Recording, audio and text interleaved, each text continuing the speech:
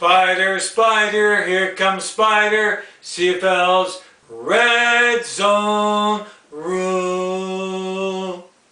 Yeah! Want to hear you chanting loud in the red zone, okay? Chanting loud. We want Spyder CFL red zone rule. We want Spyder CFL red zone rule. After witnessing another, you witness another boring, like the monitor says, like 2 down football stop, distasteful 2 down football stop in the red zone, resulting in another boring, monotonous, predictable, non-eventful, easy chip shot field goal. Chant loud in the red zone. Want to hear you loud. We want Spyder CFL red zone rule. We want Spyder CFL red zone rule. I'll tell you, it's a lot better than the hash-mark rule. You know what? Saskatchewan Roughriders would have won touchdown Atlantic. Because of the hash-mark rule, because of the hash-mark rule, where they're more narrowed, or narrowing of the hash-mark rules in proper English, by 8 or 9 yards, whatever it is, if you do the math. Cody Gerardo could get the ball out there a shorter distance to get the ball out sideways. He threw it sideways to get it out there, just beyond the hash marks, because the hash marks are narrow, right? So that's why it was intercepted. And someone said that. I heard someone say that on the boundary. I think Far and Large, he said that's what he worried about. It's going to be easy to get an interception. Well, was it ever? And it cost them the game. The hash mark rules aren't doing anything. All the big bombs at touchdown Atlantic and Wolfville, I'm going to get into in a minute, show you a photo of it, were not because of the hash mark rule. None of them. Same watching Winnipeg and Cal the other night. You see Claire is throwing the ball downfield like crazy. That's because of the hash mark rule. There's nothing. All the hash mark rule is because they're so narrow now. Montreal to lose a game with a 21-yard field goal. He missed it because of the hash mark rules being narrow. They're narrow. Like they're closer together. Use that terminology. I mean, it's ridiculous. And any sideways little pass is shorter, and it can be picked off easier, timed easier, and picked off easier. It's a gimmicky joke. Compare it to my CFL red zone rule. It's an absolute joke. And all their 9 rules combined. I mean, my CFL red zone rule, what it will do is phenomenal. Okay, it's phenomenal. That, by the way, I have 3 prominent sports and icons now, and legends. You know, Steve Armitage, you know, did 27 Grey Cups. He was a sports, you know, legend. Canadians, prominent sports legend in Canada. Did 27 Grey Cups. He did all the Olympics. He is fascinated by my CFL. I never met him before. He's the last person I surveyed in my survey. And introduced my CFL red zone rule. He was blown away. He was fascinated by it, and he's still behind it. He stamped, approved it. Rob Vanstone of the Regina Leader Post had given an endorsement. He said they couldn't run a better script for my CFL red zone rule, Spyder, and with lots of ammo, he said, to prove why it should be made part of a CFL 3-down game, which is the natural, by the way. It's tailor-made for a CFL 3-down game in the 2021 season, so he endorsed it. And now Far and Large, who I got it to, he said that if it comes to a vote, Spyder, he said he'll vote for it. And have it made part of a CFL 3-down game. And what's phenomenal about my CFL red zone rule is still preserve a 3-down game of football. And by the way, they'll never ever even think about going to 4-down football with my CFL red zone rule, because it'll never ever be needed. And it will be a more exciting, more powerful down in the red zone than the NFL 4th down. And you can take that to the bank, by the way. So, like, there's so many powerful, there's 10 super feature benefits and advantages of adopting my CFL red zone rule that are compelling. They're on my Spyder CFL red zone rule Facebook page, my whole full presentation, my latest presentation of my CFL red zone rule that Mr. Ambrosi was anxious to get. That he said at Touchdown Atlantic on the radio he was on, he said there's still a list. So I think I'm still on that list, because he told me, you know, my CFL red zone rule, even though I know there's a lot of ego and they don't want to be outdone, but you know what? They are being outdone by it, and they gotta accept that and take away their ego and all their gimmicky little, you know, rules that they want to get credit for. The hash mark rule does not even need it. None of those big passes, touchdown Atlantic or the Winnipeg game or any of the CFL games, big part, none of them is because of the hash mark rules. Hash mark rule is gimmicky and it's ridiculous, and it's not. It was never needed to be changed. It was never needed before when Mark Cohen, when CFL was booming, and you saw all kinds of big touchdown passes, downfield, vertical passes, which you're seeing now more without the hash. It's not because of the hash marks being narrowed. That's ridiculous. No.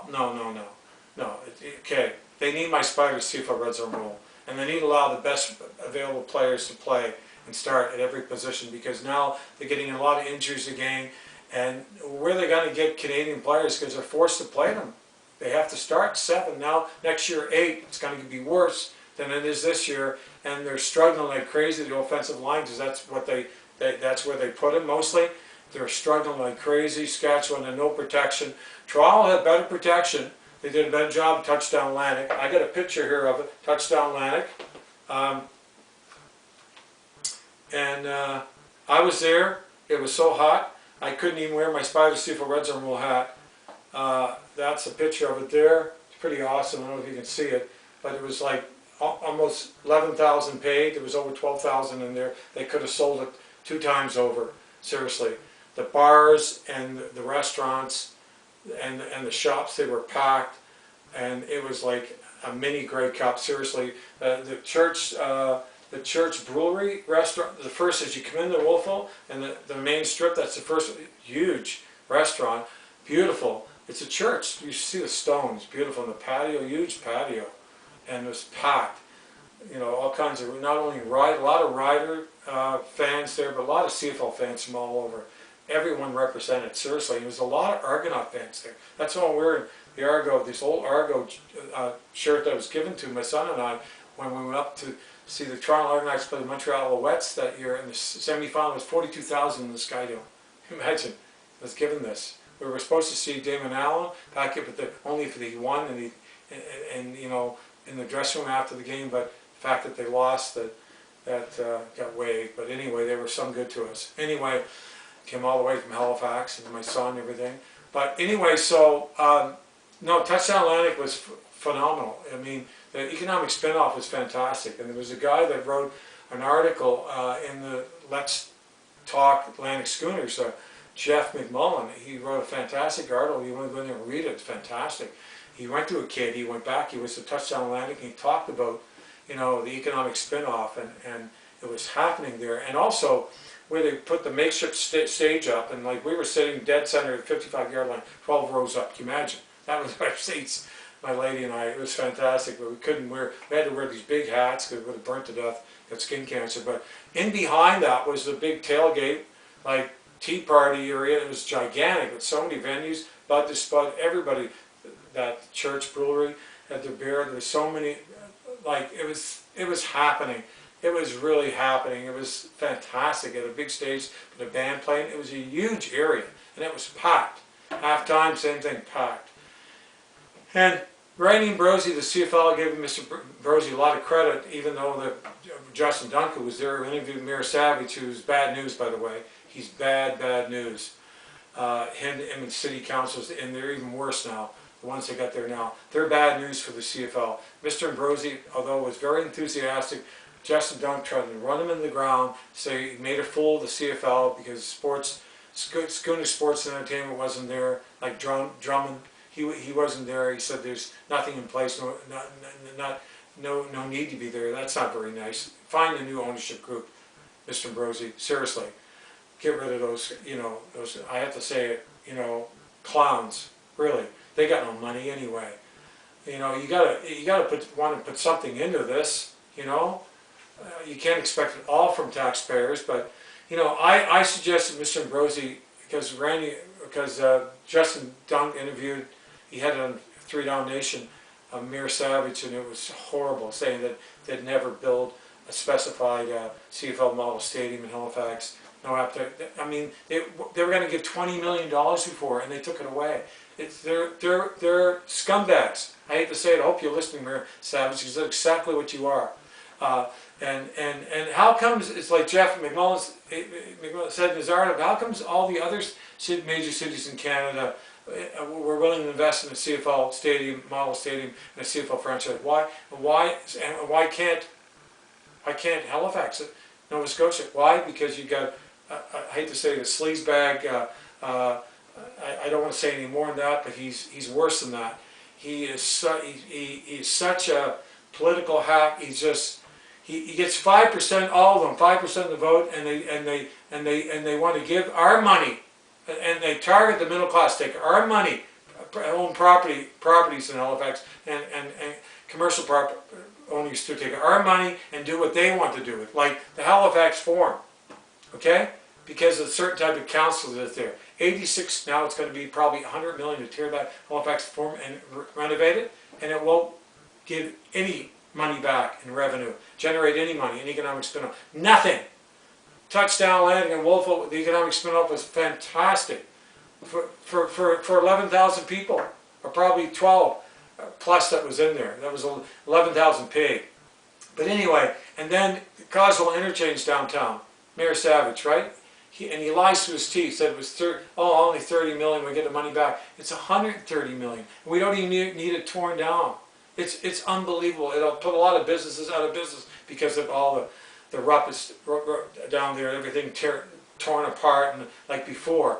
And they did the World Trade Center, and it'd be even worse. There'd be a lot of business. Even the casino, I think, would go out of business. But anyway, this guy's bad news. And the art gallery, no problem getting 130 million. You know, the provincial government run by McNeil, he was also a liberal like Mayor Savage, and give that money like nothing. There's no economic spin-off of that. Nothing. And Halifax Forum, they build all kinds of sports pads. They got all kinds of rinks now. St. Mary's built one, Dallas building, it's got all kinds of rinks. We don't need another rink that's, you know, defunct practically, fallen down, and because of its heritage and because of liberal politics. They want that money, that 86 to 100 million should be going towards the CFL model stadium. It will cost taxpayers money, won't bring in hardly any revenue at all. It's a joke. And they'll have high rent there, and they're reducing the capacity. It's a joke. It really pisses me off. I'm really pissed off. And you know what? Randy Ambrosie should go to Kim Houston with his economic team, his presentation, and if Drummond's still in, they go there and present it to him, you know. And I vote for, I think, the best man. I tell you the truth, I voted for Justin Trudeau's father, but I'll never vote for him. And I vote, I think, is the best man. I try to seek out the truth, but we're being suppressed every day, every second. And the truth is being suppressed, but we have to find a way to seek it out. There's not very many platforms at all, but I do. I find one spot and I find out the truth about everything, what's going on. And anyway, so, you know, they'll use the China virus, the pandemic, and inflation that they created to say, oh, we can't build a CFL mall. And Mayor Savage said, oh, maybe we can do it at Halifax Wanderers. You can't do it there. What are you going to do? 12,000 seats for a CFL game? You got to be kidding me, 15? That's what you think of the CFL. That's what you think of the CFL. Well, open your eyes and look at the other stadiums around the CFL. Open your eyes and watch a Grey Cup, because he's so brainwashed the NFL, Mayor Savage. He's bad news. He's bad news. You know, he's awful. Awful. And he's ruining our city because he's making it the drug panhandler, seriously, and the drug tent city, capital of Canada, and the litter hole, and speeding and stunter all over, and he does nothing. He promotes it. And by the way, I heard they couldn't even had a hard time getting permits down in Parade Square, the CFL, because all he focused on was the pride parade, the gay parade, and nothing against gay, but it's all he put his focus on because he plays, you know, where he thinks he gets votes. And the Jazz Fest, right? The CFL second fiddle, he's pushed it aside. They had a hard time getting permits, apparently. What Ballsy said from Sports Cage, he wasn't impressed the way the CFL was treated in Halifax, and I never was. And they got to go by him. They got to go to Kim Houston. He's the premier, and they got to go directly to him, make the presentation. But I've been on this a long time, but I wanted to get off my chest. And Justin dunked the rundown on Randy Ambrosie. He was wrong because he was very enthusiastic, and he was a great salesman, and he was doing it himself. and he did a fantastic job. I mean, the talk show, never even had Randy Ambrosi on. Can you imagine that? CTV here. Imagine CTV, Bell, you know, the Toronto Argonauts, TSN. They never had Randy Ambrosi on. Global did in the morning, but Randy Ambrosi wasn't invited on local. That's how bad it is. And because they're all liberals, and they're all in with Amir Savage, who's a radical leftist liberal. So I mean, by the way, I voted both. I even one time voted for Ed Broadbent. You know, I vote who I think the best man is. I'm not, you know, you vote who you want to vote for. But what I'm saying right now is who's in power, and their stripes are well known, and they are ruining our capital city of Halifax. That's, by the way, the second fastest growing. Last year was the first fastest growing city in Canada, 460,000, grown be 500,000 in no time. It's the Guess Who song, reminding them, get your act together. Anyway, so so I mean, a Mickey Mouse little, like, and by the way, the Halifax Wanderers, there's not enough room to build a CFL model stadium, even a 20,000 seat, which got not enough room, and you can never have a Grey Cup game, so you can't put it there. So, and they're complaining about the Halifax Wanderers premier soccer team, that they don't want them to put a 10,000 or 12,000 permanent seat stadium there. But I mean, Mayor Savage saying like, oh, maybe we can accommodate CFL with the Wanderers. Can you imagine? That's what he thinks about the CFL. Like don't include him. They were doing nothing for the CFL, and all they were doing before with the entertainment sports schooner group was turn them off, and that's why they're probably still turned off, because of Amir Savage and his city councilor naysayers. They're running down and running down their own brand of football in their own country, and the Grey Cup, and the CFL franchise, and the Atlantic Schooners, and the Schooner and Entertainment Group. Virtually no support, nothing. There wouldn't be another mayor that did that in any major city. That CFL, and they had an ownership group that wanted to have, and by the way, a CFL model stadium built and a CFL franchise for our capital city of Halifax. That's growing like crazy and prosperous, and there's like 50 cranes in here. And by the way, who wouldn't want a Grey Cup game for their capital city? Who wouldn't want a CFL franchise for their capital city? Who wouldn't want, no other city, major city, all of them wanted it. And all of them have it, and all of them had a Grey Cup, successful Grey Cups, that were bringing anywhere from Hamilton's at a smaller scale as 50 million economic spin-off, but 70 to 100 depending on the venue. That's why it's so important to build the right model CFL model stadium. And you know, even Saskatchewan, they said 280, but I know Jeff Mullen in his article, the Let's Talk Atlantic Schooners article, said it was about 400 million. That's, you know, it might have been in the end, I don't know, but I'll tell you one thing, the opening act of concert was Garth Brooks. They brought in $20 million in economic spin-off just in those two concerts, and the Riders bring in $28 million, I read, in economic spin-off, and I bet you in the Grey Cup next year they're bringing 75 to 85 million. I know they will.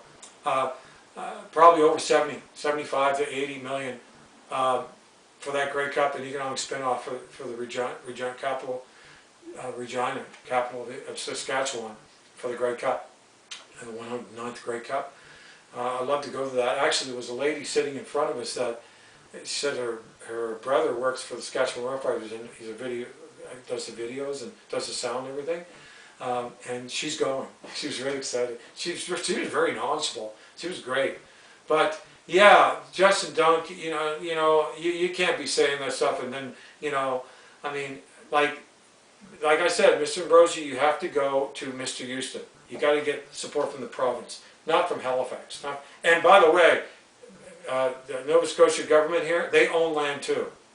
Because Mayor Savage is saying, well, that's our land, we own it, Halifax Wanderers. Well, you can't even, if you think you're going to put a little Mickey Mouse little CFL stadium there, an owner's going to go for that, and like the little 12,000, and no skybox, and can't have a Grey Cup game, no CFL owner's going to go invest in that. No, none. New owner, none. Mayor Savage, you don't know anything. You don't know anything. Like, you're brainwashed NFL. You don't know anything about the CFL. He doesn't even watch the CFL. You have no reason to make a comment. You're a joke. You're a disgrace to our city. you're a disgrace, and you're not liked one bit. And the city councils are just as bad, and they're not liked either. You're disgusting.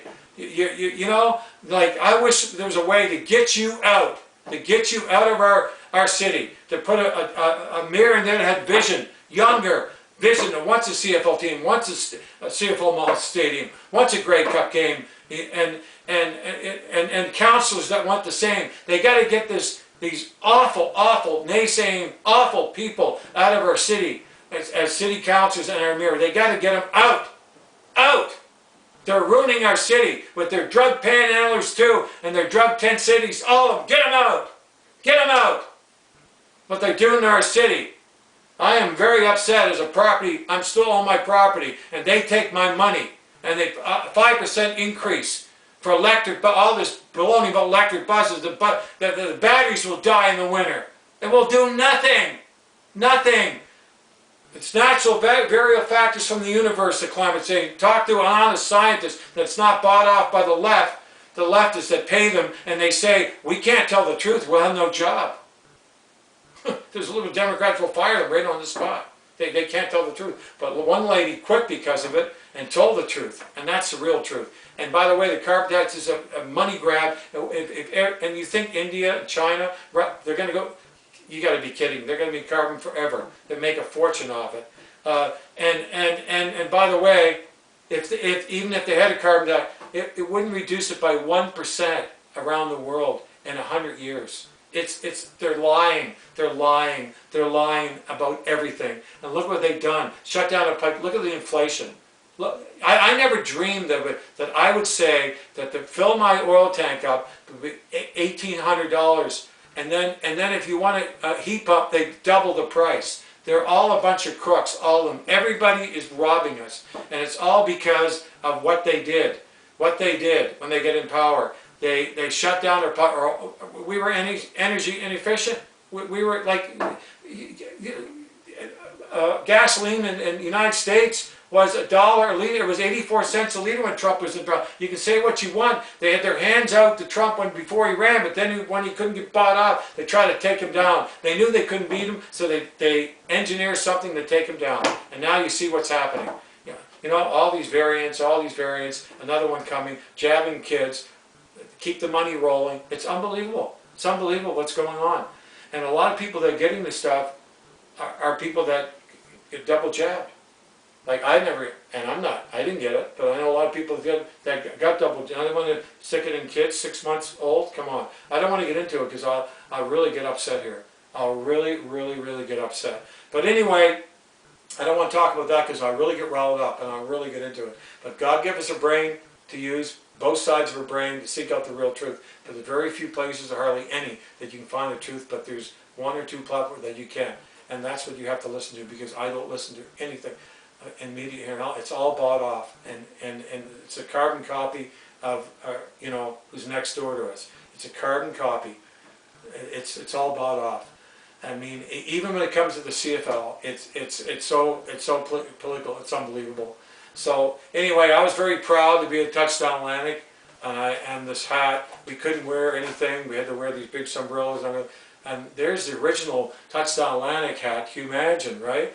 And the first exhibition one, there was an exhibition game between Toronto Argonauts, Damon Allen, and Hamilton Tiger Cats. I was there. We were in the end zone. But I bought like a bunch of them, 7 or 8 of them.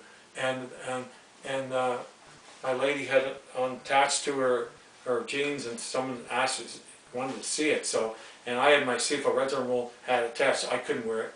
I'd get burnt to death. I had a sombrero, so I didn't take brochures, anything. And she was on vacation for 2 weeks, so I couldn't really do my thing. I couldn't go to the practices at St. Mary's with the Saskatchewan Roughriders or go to the Argonauts over in Dartmouth Crossing, which was a great place for a CFL Model Stadium, by the way, and give out my brochures. And my latest one, I couldn't do it to get some exposure, because I dedicated the 2 weeks to her, because she works really hard in her field.